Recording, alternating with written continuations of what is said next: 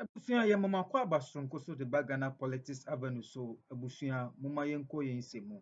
Abusua say na no first time a wo hwe dwumadi a no wa subscribe no wa share no wa hit wo notification bell no so amai sensen bi ba political airline so a ne de bi aba abadomo. Abusua mama yenbo nwa yensemu. Abusua eye 2015 abra 6 eye 3 June abra insukese to Ghana a eja hihye so ebeka ho a eye ehye eye amanfo enyuma ne enuma bebre no. Abusua ɛyɛ former president Akufo-Addo de nsɛm bi de bɛto dwa sɛ ɔba a Odo River bridge no nso ɔba bɛyɛ ho adwuma. Abusua abra Akufo-Addo bɛtena akonnwa no so no wanyɛ ho dwuma bi anaasɛ wandi ho dwuma bi na ɔtam sika twitwi de $43 million de ma former sanitation minister a yɛfrɛ no Cecillia Dapaah sɛ ɔmfa nhwɛ na that bridge no anaasɛ that Odo River no ɔnyɛ ho dwuma ene dwumade bibiri a wɔde bɛto dwa sɛ wɔbɛbie hotels ene nneɛma bebree ɛwɔ nkyɛn ɛwɔ Odo River no. Abusua sanitation former sanitation minister wantumi amfa sika no anya hwie wɔdi sika no wɔ n'anum a abusua sisi akɔfa ɛhaw ne amaneɛ de abrɛ Ghana fo abra nsuo tɔ ɛnano 29 June akɔfa ɛhaw ne amaneɛ abrɛ a amanfoɔ nneɛma ne amanfoɔ ɛdan ne amanfoɔ ebinom ahwere ɔmo nkwa afim. Abusua masisi ema His Excellency John Dramani Mahama na so ye share sisi a ɔsɛ ɔkɔpeke former sanitation minister ye friend Cecillia Dapaah na wa de na gina emra kwan so. Abusua mu menkɔ enkotie nsɛm a enke obreport de to dwa ɛfa da asɛm ye ba de aka beto. Richard Anyaba bohode da your friend say Dennis Miracle Aboaja ko Justin Frimpong Kodia the General Secretary of the NPP. Wa mu nyina ka say ekwan ya aban NDC aban also be flood no onye ne yie na niema bi wo a enko yie. Ye wo kramwa in 2015 na Nana Akufo-Addo opposition leader Adema NPP amanyoko in 2015 on the 3rd of June. Anna ensio eto ya ejato circular nipo over 150 ehwere wo mo nkwa na Nana Akufo-Addo tena ne fie wonima eka kire wiase nyina say that was the darkest days in Accra. The darkest day in Accra. Obedi Mampani 8 years. A dear no to Mrs. Our cycle. Mr. Santana do video no na ready a okogina odona no sketch no dia to say ade obaba ye odona na ready a monka chem na yes yan hwe His Excellency the President na Dapaah Akufo-Addo okogina odo gata no eniema no omse omo baba be ye niema ne ye kire no ye tie mra ye be beto adwumade we so we are not politicizing anything but ye be ye oman ne ye tie no mra ne ento aso. This dredging cleaning up is going to take about 6 months to complete this one. Then the Kwale Lagoon itself will take a longer time because that's where we have more composition of material, which needs to take a longer time, maybe about a year or two to finish.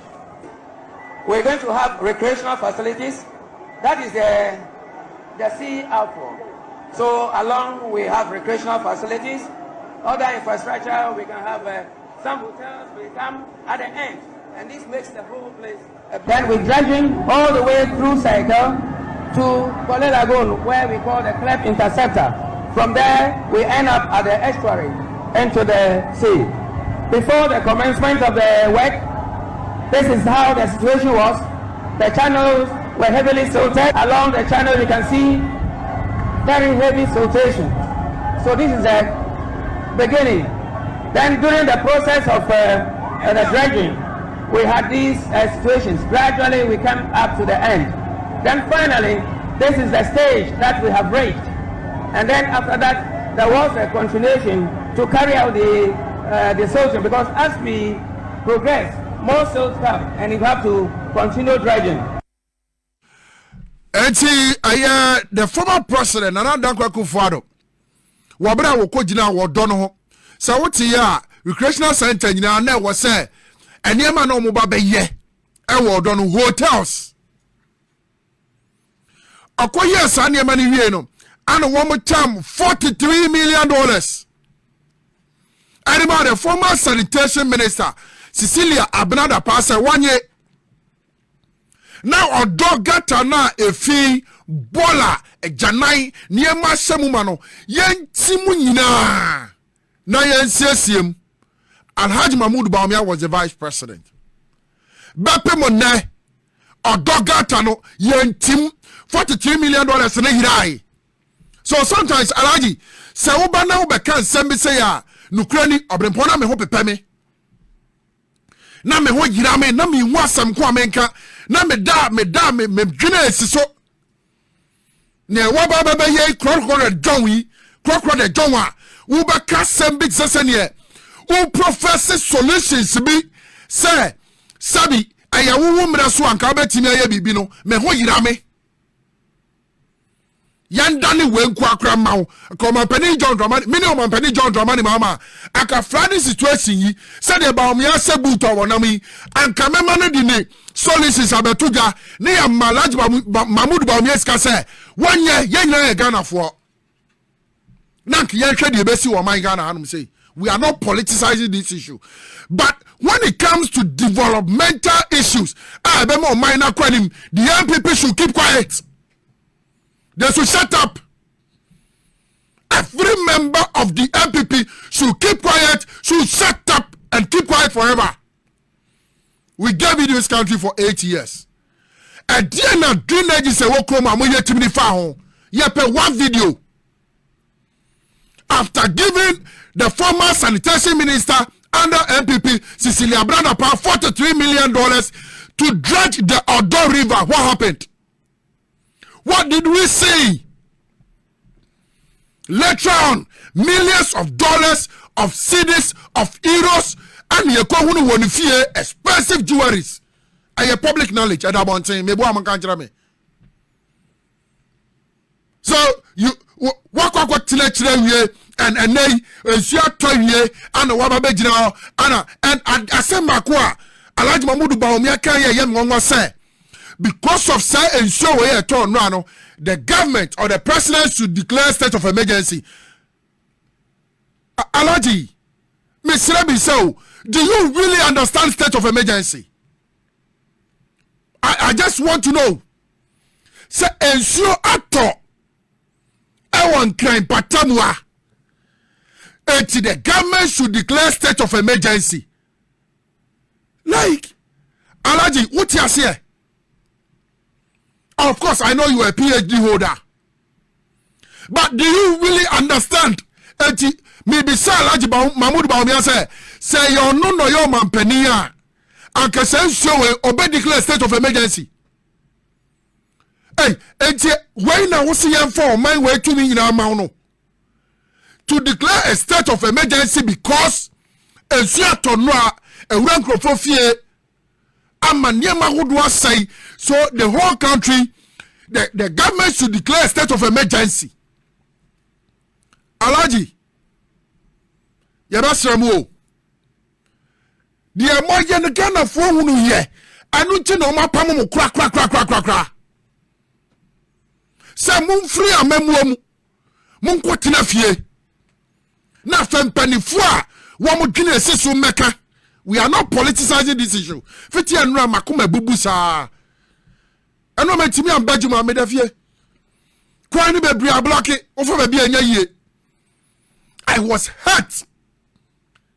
But ye pe wo bia wo de afutuo beba ye pe bia wo baba kan sem bia ban betimi afa no ye adwuma. Alhaji Mahmoud Bawumia, we are not expecting anything from you. No, any member of the MPP. No.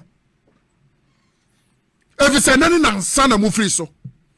Maybe say drainage system no. Diana moye de fa ho my Ghana e wo mumremu diana moye. I was just reading something online. And it's Richard Ahiagba.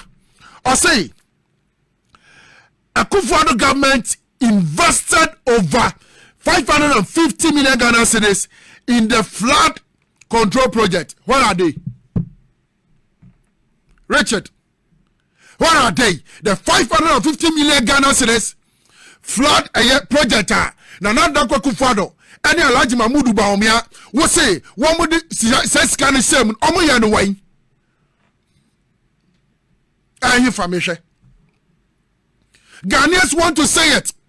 that flood project wako candidate din say oh mumu time no more than 550 million Ghana cedis eko say no eyeyefa we want to go and take videos so we can show Ghanaians baby a Ghana do no mu hunu still baby a Ghana do no abai and declare state of emergency meaning say yentimi control yentimi nye situation wo hwe baby a eduno Ghana mra Ghana measures yen procedure bibia no yentimi fa nye adwuma bio enti ye here external support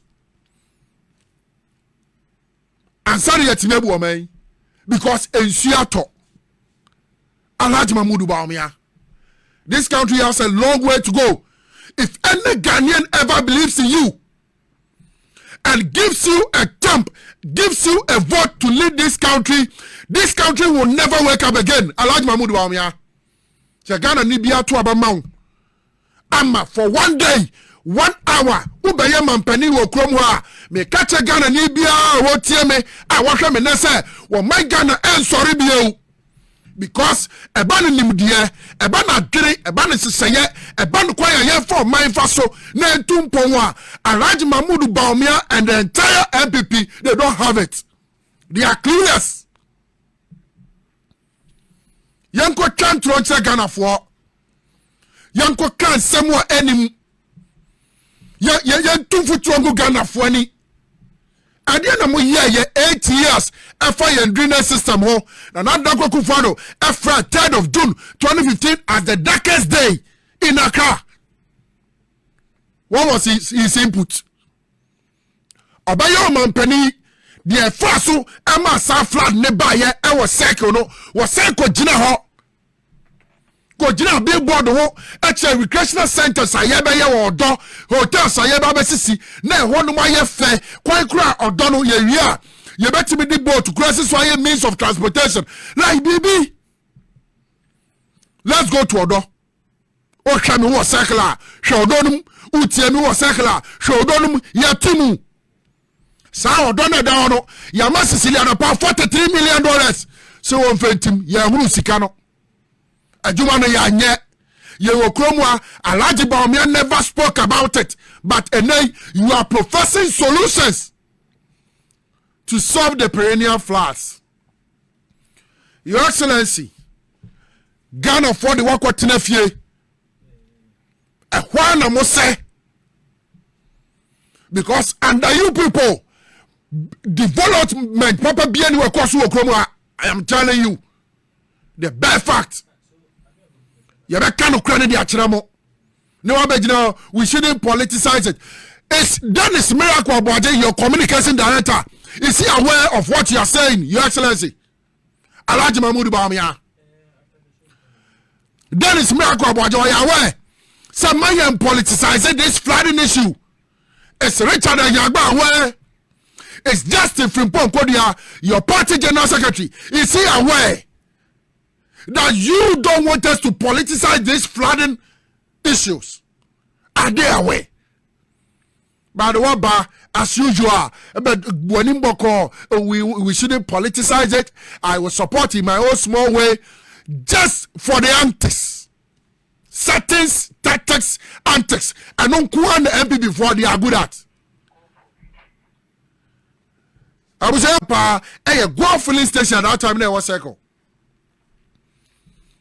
China tankers in leakages were home and fully abefra and siono.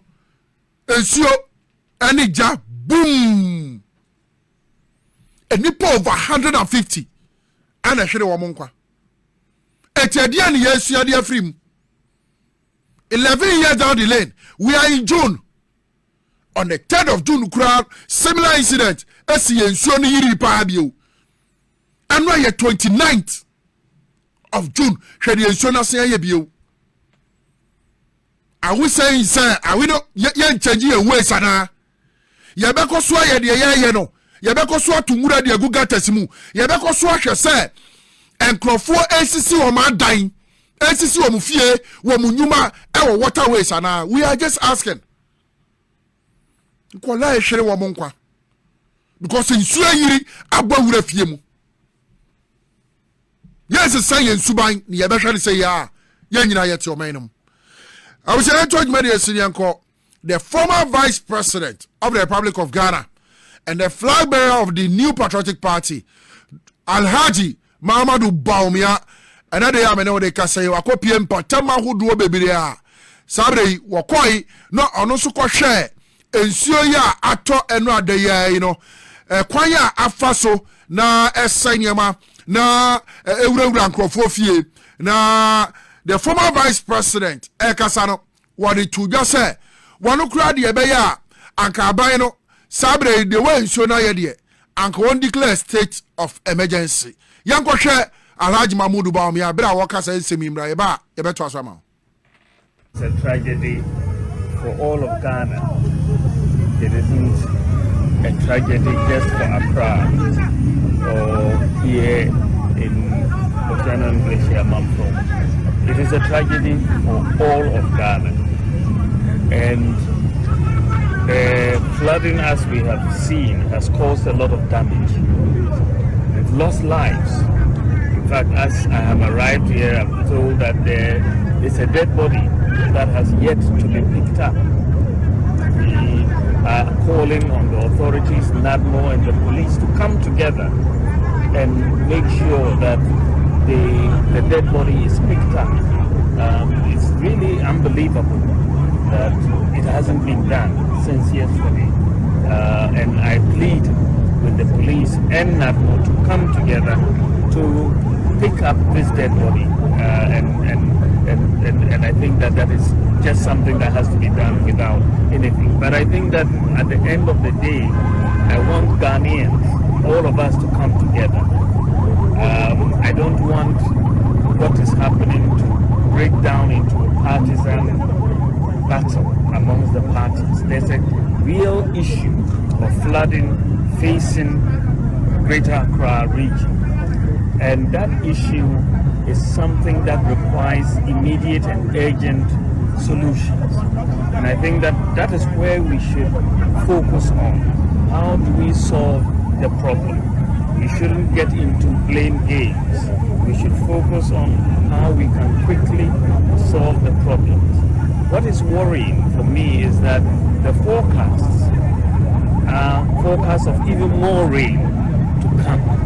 And if this is going to be more rain, I believe that the government could also consider even declaring a state of emergency so that we deal with this in that particular format, that a state of emergency is declared, because this is a real big problem for this country, and we have to put all our energies, all our talents, all the engineers, all the hydrologists, we have to bring everybody together, regardless of party. But this is for Ghana, and let us do it for Ghana. Let us come together for Ghana and solve this problem for our country. And so that is where I want to ask everybody, let's do this together and let's provide relief, immediate relief to the people who are affected. People need food, people don't have clothes, people don't have mattresses. Let us make sure that we come immediately to their aid to do that. Everybody should do something. Myself, I will try and help in the small way I can with some of these relief items. But I think that we are a country, our country people, our communities are in need, and we should all chip in to come and help them in this. It is a sad situation. It's a human story.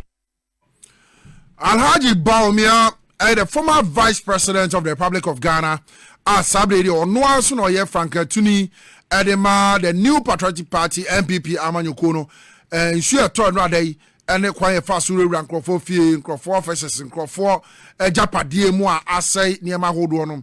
Wabra wako aprobo, and now walk on slashe, now wakakoshe, Sanya may nin semwa, what they be etutuga, and a wabble bosswanum, may and politicizing. Na abino yenina yember together na yewia yenhwe say Cecillia bekoso abino provided and yemman fema victims no wono ankasa Alhaji Bawumia no wobebo modena in his own small way watimide ne de aka ho na yenyina yaboa but Alaji, what in someone general secretary Justin Frimpong could you work there? What in someone Dennis Miracle Abuaje, your communications director? What in the Okeka? They have already politicized this. So, sir, the Wabaki Kai, ye mubino, ye say just for, of course, formalities. But deep down, no, more politicizing. No, I know you people.